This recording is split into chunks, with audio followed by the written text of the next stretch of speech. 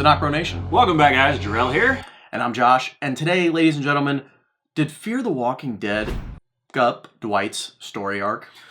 That is a major question that we've actually talked about numerous times. You could probably go back to some of our videos and discussing it. But, you know, the Fear the Walking Dead crossover, I know that sounded kind of weird, but it's had mixed results, you know, both in terms of viewership and critical reasons.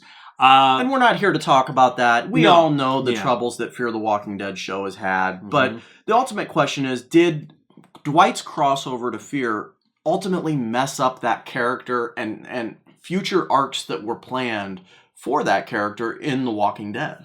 Yeah, and so I mean, we kind of believe that the biggest victim of this crossover, yes, Morgan came over, his story changed a lot, but it kind of fit for the time being. But for Dwight to come over, who played a pivotal part in All Out War in the TV show and in the comics, we just feel like his development of his character arc was a bit of a disappointment. So in both the comics and the TV arc, so spoiler alert if you don't want to be spoiling any of the comics if you're not up to date, you know, as we said, Dwight was a pivotal character. In the comics, Dwight becomes a valued member of Rick's group, and in the TV adaptation, he's exiled by Daryl at the end. He's kicked out with nowhere else to go, and so they retune him to cross over into Fear, where his main goal is finding Sherry. And that's what Daryl wanted him to do, and that was his primary character goal, his arc for Fear the Walking Dead. Now, if you ask Jarrell and I, do we have a problem with that? Absolutely not. Like, I, for one, was a big fan of him crossing over to Fear. We were excited. With the understanding of, look, he has one freaking mission to do, and that is to find the love of his life, his wife, Sherry. Yeah. Now, what we found out in Fear the Walking Dead is that not only did he not find Sherry, but at one point, he wanted to commit suicide because he wasn't finding her. All just to find a note from Sherry that she didn't want to be found. Yeah. Which is thus trashing the arc that they gave to him as a reason to cross over to Fear. Yeah, guys, because in the TV show, Sherry was very inspirational to Dwight to make him betray Negan.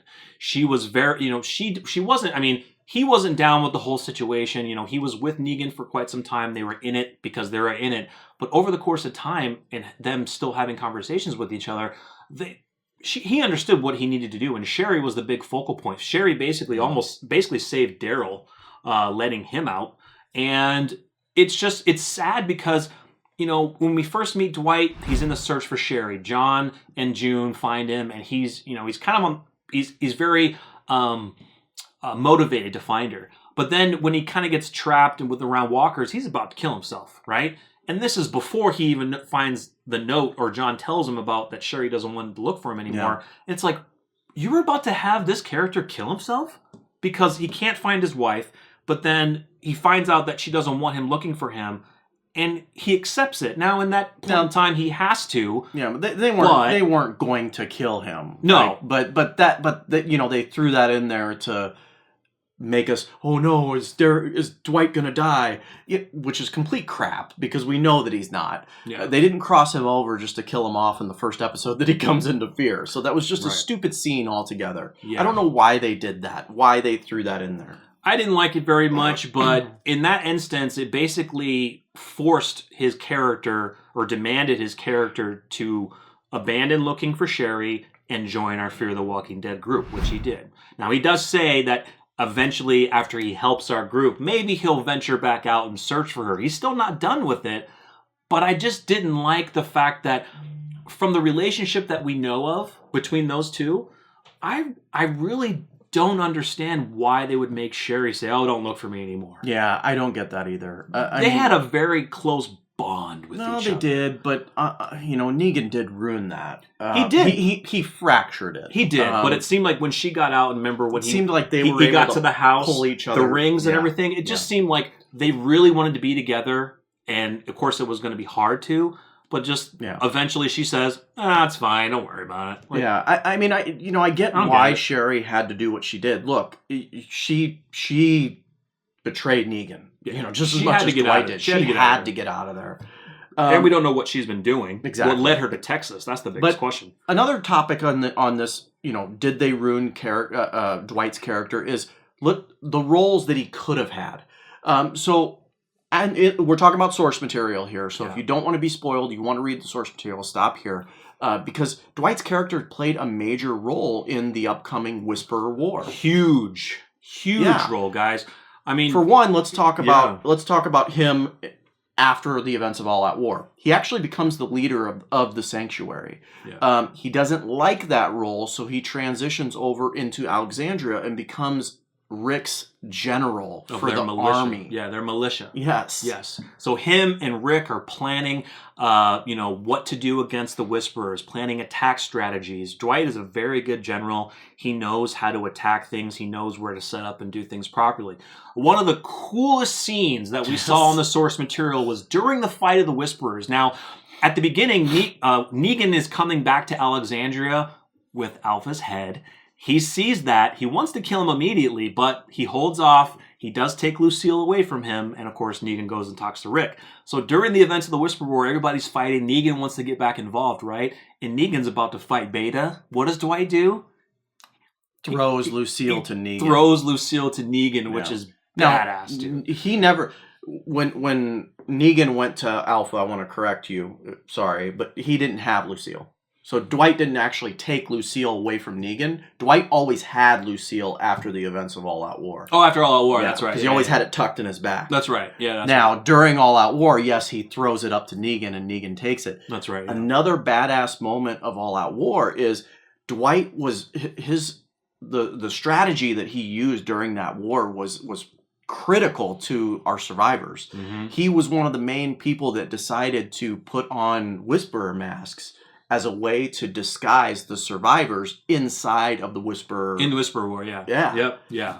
That's badass. I mean, he was awesome. And that's some things that we didn't get to see. I mean, we saw some of his story arc or little things in All Out War in the show, but we're completely missing everything he did afterwards now, especially in the Whisperer arc. Yeah, we won't get that because there's no way they're going to cross him back over in time for Whisperer War, and I don't think they're going to cross him back over, period, at this point.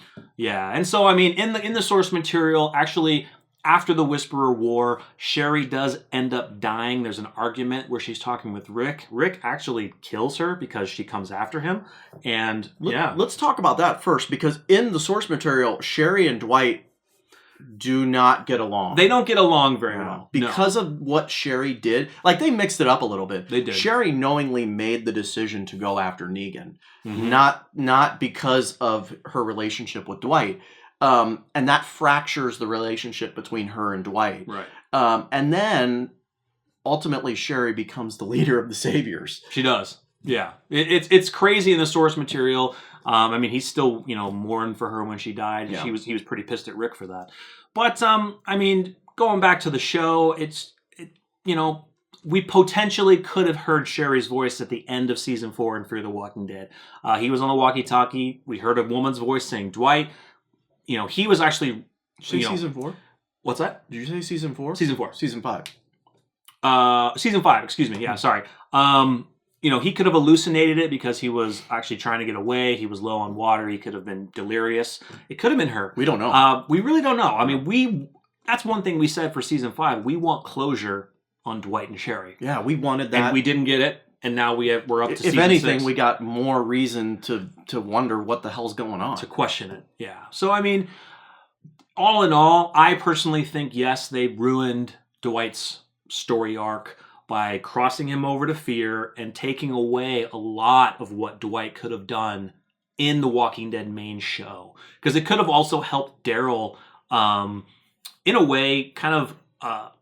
you could say forgive him too. I mean, he'd be totally pissed at Dwight for everything that he's done, but it would help to kind of also redeem Dwight for. I mean, Dwight did so much for them in All Out War. He kind of almost redeemed himself anyway. Yeah, I was actually kind of pissed when that Daryl moment happened, because here's a guy that actually risked his life to help the survivors get to where he is. Yes, he did. Yes, he made a lot of bad decisions along the way. Yes, he killed one of the survivors, but he was trying to atone for that. Dwight was feeding information to them about what's going on. So.